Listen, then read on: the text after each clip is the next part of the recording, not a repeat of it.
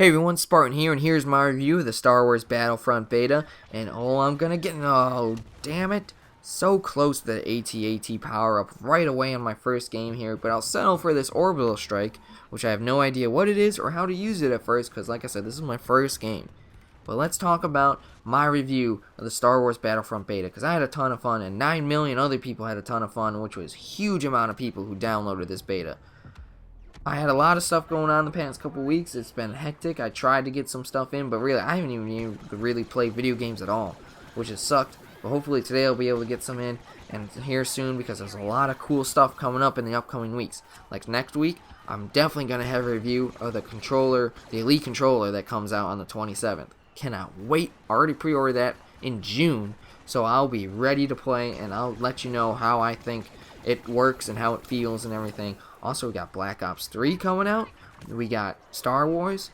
We got Rainbow Six Siege. I mean, we got some games coming out here, people. It's going to be a lot of fun, and I cannot wait to play all these and get them to you and show you gameplay. But let's talk about this Star Wars Battlefront. This game was tons of fun. What was good about it was that it nailed Star Wars. I mean, I'm not a huge mega fan, but I like Star Wars. I've watched all the movies. My favorite are obviously the first three of the trilogy. Not the most recent ones. I'm talking about A New Hope, The Empire Strikes Back, and The Return of the Jedi. Those ones are great. And this felt like I was there.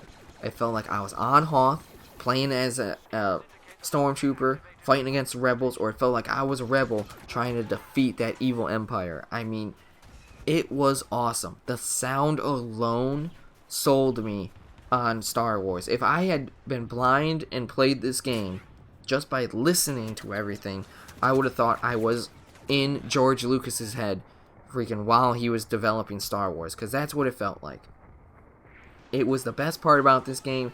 I mean, that's something that fans want. They want to feel like they are playing and being in the Star Wars atmosphere and in the lore of Star Wars, I guess we'll say, because if it didn't feel like Star Wars, then obviously nobody would want it.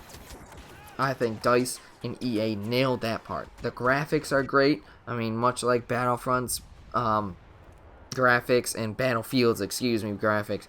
Graphics, fantastic. I felt like I was in the Stormtrooper outfit. I was walking around listening to the AT-ATs crush the snow next to me. I mean, holy crap. Everything was great about it. The map Sullust was great. I mean, those graphics, that was easily the best part. For the most part, the blasters and the guns were pretty balanced. I liked the sniper that you get.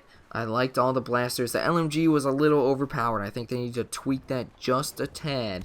Especially, like, either increase the overheat rate or stuff like that. But other than that, for the most part, the blasters worked very well. And I had a lot of fun playing as both sides. However, we'll get to the balancing issues that everybody has cried about here soon. Like I said, the biggest thing that this beta had going for it was just fun. One thing that I thought could be worked on, but it was still a good system but could be worked on, is right here, the power-up system. Now, it's random, which I understand, and I like that it's random because it helps people get to be Vader or get to be Luke Skywalker, who normally, if they were just going off of kills, wouldn't be able to. But here's my first time being as Vader, and I was like, holy crap, yes! I'm gonna kill you, puny rebels! I mean, look at that. It just feels awesome. Being there with Vader, too, with his lightsaber, everything sounded perfect. I mean, I'd never wielded a lightsaber before, but it would be imagine what I would have it feel like, I guess. And it was so cool, but then I just died really quickly and screw it up. Didn't know what I was doing. But I just think they need to tweak how you get the spawns for these power-ups. Maybe just move them around a little bit, shake them up, maybe make them a little more random, a little harder to get into and stuff, because sometimes, like, the AT-AT power-up was really powerful if you were in the second or in the third leg of this map. If you were in the first part, you were like almost too far away, and it got really hard to kill people. Being the AT-STs, I thought that was very well balanced. That played really well. And then I just get destroyed here. Oh man, there we go. Down goes Vader. Oh boy. Anyways, let's talk about some of the stuff that was actually pretty bad about this beta. But like I said, it's a beta. That's why you do it. for the first part, most people complained about the mechanics of flying, like the TIE fighters or the X-Wing fighters. I thought it actually played pretty well, though it was difficult. Don't get me wrong, it was very difficult. But I thought it played pretty well. It actually was, I mean, it should be hard. It shouldn't be so easy. But I felt like it was difficult enough to be rewarding when you killed somebody. Like, this is my best dogfighting gameplay that I had. And I take out a couple A-Wings and speeders. And I felt like, man, I did good work to get them. The one thing that everybody complained about, which was very true, was the balancing of the rebels. Especially here on the Walker Assault here. I mean, it was impossible to win. When I played probably about 20 to 15 matches. And my whole time, I only won as the rebels once, and I only lost as the Empire once. I mean, it was like 95% of the time, the Empire always won. They really need to fix that, though. I mean, technically, it should be that the rebels are at such a disadvantage. But, I mean, for a game that is, you can't have them that unbalanced. So they really need to fix the rebels, but a lot of people have already said that and talked about it. So, and DICE has acknowledged it, so they will be fixing that. That I know.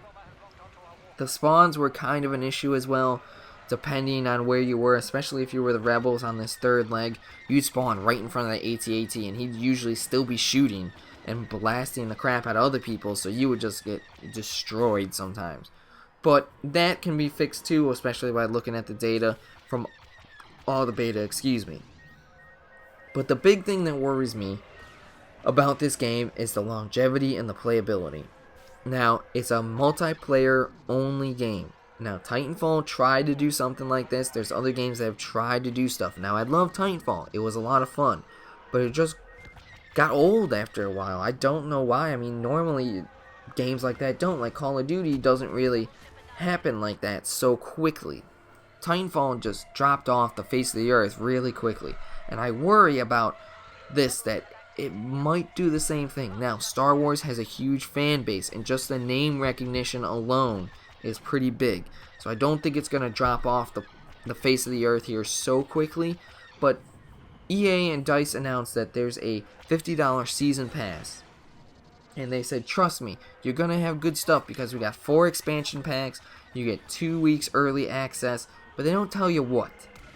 I mean, it's putting a lot of faith and a lot of money into something that you already paid $60 for. That's why I worry about these multiplayer only games.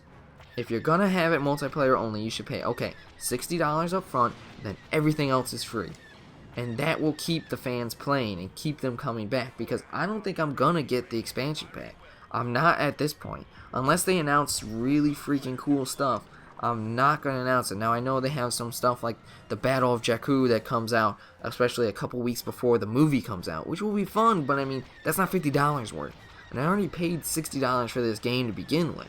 So I'm ranting a little bit here about DLC and stuff, but I think this is the biggest issue for this game. Will it survive? Because it's got to go longer if it's a multiplayer only game. Plenty more to come, guys. I can't wait to bring you gameplay on this and other games coming up. Stay tuned for my controller review, and I'll see everybody on the next video.